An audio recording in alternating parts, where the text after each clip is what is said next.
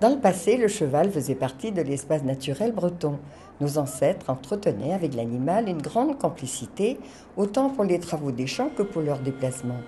Paul Calvez de Landunvez est un amoureux de cette vie authentique et de ses traditions qu'il espère transmettre aux nouvelles générations. Par cette belle matinée d'automne, encouragé à plein poumon par deux musiciens du Sonnerien Anteven de Porpeder, qui veut dire sonneur des dunes en breton, il entame aujourd'hui avec son ami Georges Graal un voyage en roulotte à l'ancienne. Dans ce cadre magnifique qui appelle le regard de toutes parts, c'est le début de l'aventure.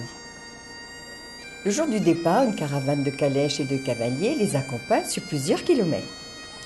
Visiter le Finistère en roulotte construite de ses propres mains, voilà le rêve de Paul Calvez en train de se réaliser, tout comme du temps où l'on vivait au rythme des sabots. Tout petit, je voulais faire une roulotte et je pense qu'aujourd'hui, beaucoup de jeunes, même beaucoup d'adultes n'ont pas vu ce que nous on voit le long des routes partout où on passe et l'accueil surtout des gens. Aujourd'hui, les chevaux en Bretagne ont dépassé l'aspect historique et sont attelés uniquement pour le plaisir. Cette scène autrefois était quotidienne.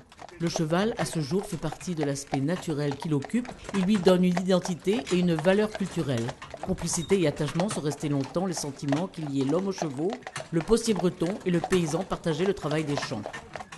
Hey Pierre, penaos eo bravo an amzer, da bourmen gada chezek. Ah, yavat, en raison sûre.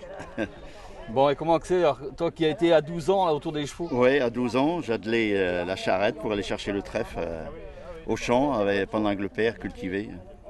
J'allais avec mes parents chercher du goémon pour mettre de l'engrais aux patates, notamment pour mettre dans les champs. Ouais, un sacré boulot, ouais. Ouais. Et on s'amusait bien. Ouais. Ça change du tracteur. Ça change du tracteur, oui. Cette complicité d'un demi-siècle a contribué à l'accomplissement de cette aventure et à la construction de la roulotte et l'organisation du voyage. Alors moi, je me suis occupé un petit peu de tout ce qui était chevaux, parce qu'il fallait les entraîner, les préparer donc au départ. Voilà, et puis après chacun, les menuisiers à la menuiserie, et puis un peu tout le monde à faire apporter ce qu'il pouvait apporter, quoi. Voilà. En fin de compte, moi j'ai participé donc à la mise en place du lambris dans la roulotte, et puis c'est surtout pendant sa semaine de vacances, je vais nourrir ces chevaux, donc leur donner de l'eau et de l'aliment sur les différents sites pour ces 40 chevaux. Donc. J'ai aidé un bon coup de main pour préparer la roulotte à Polo, mon collègue Polo. Donc, et puis je me suis occupé beaucoup des freins au niveau de la sécurité. Ça c'est très important. Comme les chevaux n'ont pas de frein, donc c'est la roulotte, il faut qu'elle freine. Et puis c'est pour le plaisir aussi. Pour le plaisir certes, mais en gérant avec le sourire les aléas du voyage. On a un petit problème technique, on a une soudure qui a cassé, puis on répare de retour, et puis on repart, on est reparti pour 8 jours après. Un peu déçu, mais bon, c'est comme ça, c'est ça l'inconvénient du métier. L'épopée de nos deux comparses continue dans les 8 mètres carrés aménagés pour la grande aventure, dans un style d'époque s'il vous plaît, mais un tantinet désordonné.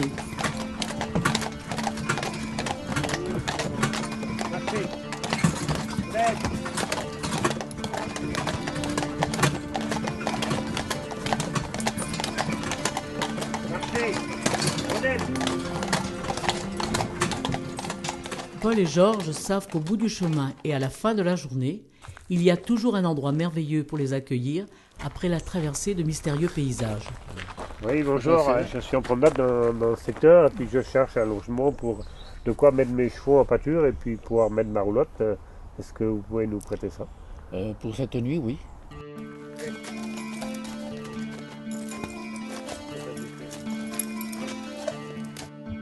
Juste le temps d'un soir, ils poseront leur regard sur la nature avec l'émerveillement de l'enfant.